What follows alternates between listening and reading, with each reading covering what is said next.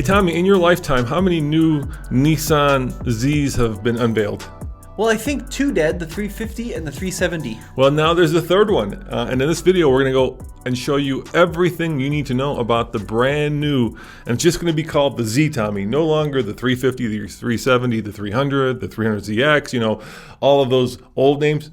Now, for 2023, it's going to be just the Z. Pretty cool stuff, Dad. Now, you've owned a ton of these cars. You've had 300ZXs, you've had the twin turbo models, your dad had the 280s and the 260s, so you're well versed in the world of Zs. I am not so well versed in the world of Zs because it's just kind of a little before my era, but I do know that after years of anticipation, the replacement of the 370Z is finally here. Yeah, I was just at the Chicago Auto Show where they had the Proto Z, which is, in other words, is a prototype Z.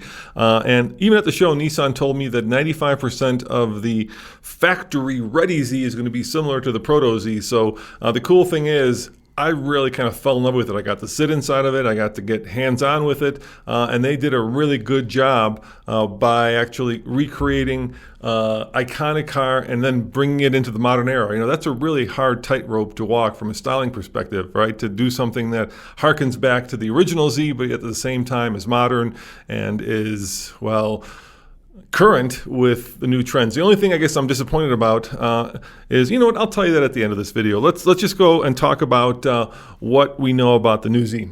Yep, so like you mentioned, Dad, it looks pretty much the same, which is a great thing, as the Proto Z. It has the exact same wheelbase as the old 370Z, so 100.4-inch wheelbase. It's also the same width and height, but the new Z is about 5 inches longer in overall width, which is kind of interesting. Yep, and one of the most important points, though, is what's at the heart of the new Z. Just as expected, it's packing the, get this is a long designation, the VR30DD TT engine. So what that means is a 3-liter twin-turbo V6 shared with the Infiniti Q50 and Q60 Red Sport. In this application, it makes 400 horsepower and 350 pound-feet of torque, which is 18 more horsepower, but 18 pound-feet less than the Supra. And guess what, Tommy? It's got a manual. Woohoo! 6-speed close ratio manual with an optional high-performance clutch, which is pretty cool. Available synchro rev match like the old 370Z, and the manual models get a carbon fiber composite drive shaft. How cool is that? That's really cool. And of course, for all of you who do not like shifting your own gears, are there people who actually do not like shifting their own gears, Tommy? Plenty in 2021. For those folks, you have the option of a 9-speed automatic. The base sport model gets aluminum paddle shifters, while the performance model gets GTR-inspired paddle shifters. Now we've got double wishbone front suspension, multi-link rear suspension, sportier tuned suspension on the performance model. So there will be performance models. Performance models also get a mechanical limited slip rear diff and speed-sensitive electric power steering. Very cool stuff to have an actual limited slip as an option in the new Z. So you can also get this thing with Nissan Sport Brakes, 14-inch front rotors and 4-piston aluminum calipers. 13.8-inch rear rotors with 4-piston aluminum calipers are an option. Standard brakes have 12.6 and 12.1-inch rotors respectively, with fixed 2-piston cast iron calipers and available 19-inch forged wheels. 18s are standard with Bridgestone Potenza high-performance tires. S007, or you can get the Yokohama Advan Sport Tire as standard. Now, Nissan does not explicitly state 0 to 60 times, but they do say the engine's power bump over the old 370Z is good for about a 15% improvement in 0 to 60 mile per hour acceleration. If that's true, that means that on the new Z, 0 to 60 times should be somewhere in the range of 4.5 seconds at sea level. The sad part about that is that's probably with the automatic, because the new automatics are so much quicker at shifting than your old dad is manually, but nevertheless, even though it might be a little bit slower, it's certainly more fun getting there, shifting it yourself. All right, let's talk about the interior, please, and the tech. Yep, so they really needed to update the interior over the 370Z, and I'm happy to say they have. So there's a 12.3-inch TFT instrument cluster display that comes as standard in the new Z with customizable normal, sport, and enhanced modes. Sport basically changes the tachometer around a little bit, and enhanced emphasizes navigation in the center of the screen. So the actual instrument cluster will vary depending on what mode you're in. Yep, there's also an 8-inch infotainment display, which comes standard. You get Apple CarPlay and, of course, Android Auto, Sirius XM, 2 USB ports, and 2 12-volt power outlets, which is pretty standard nowadays. But a 9-inch infotainment screen comes on the performance trim, which adds Wi-Fi hotspot and an 8-speaker Bose premium audio system. Now, Nissan Z Sport models gets manual adjusted drivers and passenger seats, probably for less weight. Yep, you can also get push-button start, adaptive cruise control, automatic climate control, and auto-dimming rearview mirror as standard equipment, but the performance trim adds the heated leather seat 4-way power adjustable on both the driver and the passenger side. Of course, Nissan is pushing their safety tech across all of its models, including the Z. So let's talk about what the Z comes with.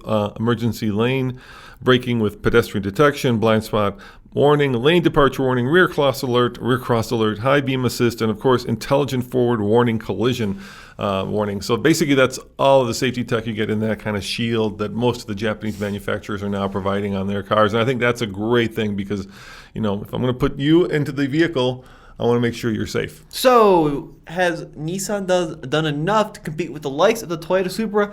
Absolutely. I mean, it'll come down to how it drives and how it's perceived by the public, because that really is a big deal with these vehicles. But I think that price-wise, I'm hoping they're going to be pretty comparable. Nissan has not announced pricing yet. We should know that closer to launch. And rumors are suggesting a $35,000 starting price. I'm not so sure about that. I'm thinking probably closer to 40 or even higher. Yeah, the 3-liter Supra starts at about 50, right? But there's a 2-liter that's a little bit cheaper. That's in the mid-40 range. So I think that's probably the benchmark that Nissan has aimed for. But unlike Toyota, Nissan did not partner with BMW, and I think that's going to be a big deal for a lot of people who are Z purists. And you can get a manual in the Z, which you can't in the Toyota, which is pretty cool. And it looks fantastic. It's got a great design to it. The front end, the grille design, the way the roof slants. I think they knocked this one out of the park. Nissan is back in a big way. Yeah, I said there was one thing I was a little surprised about, a little disappointed about.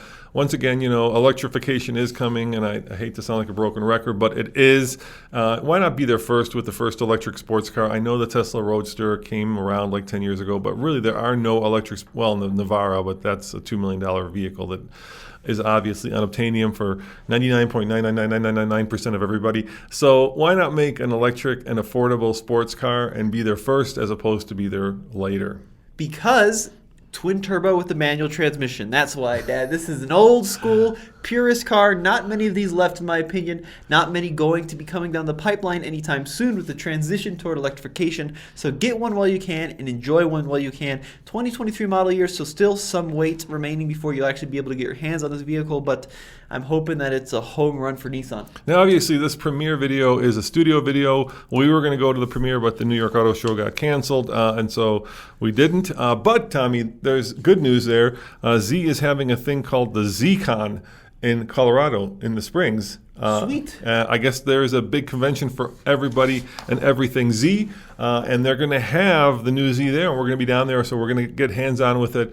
We're going to get you a video very soon. I think Friday is when we're going to be actually with the vehicle, so just stay tuned, and we'll crawl around it, we'll crawl underneath it. I'm sure we won't get to drive it yet, but we can certainly get very handsy with it.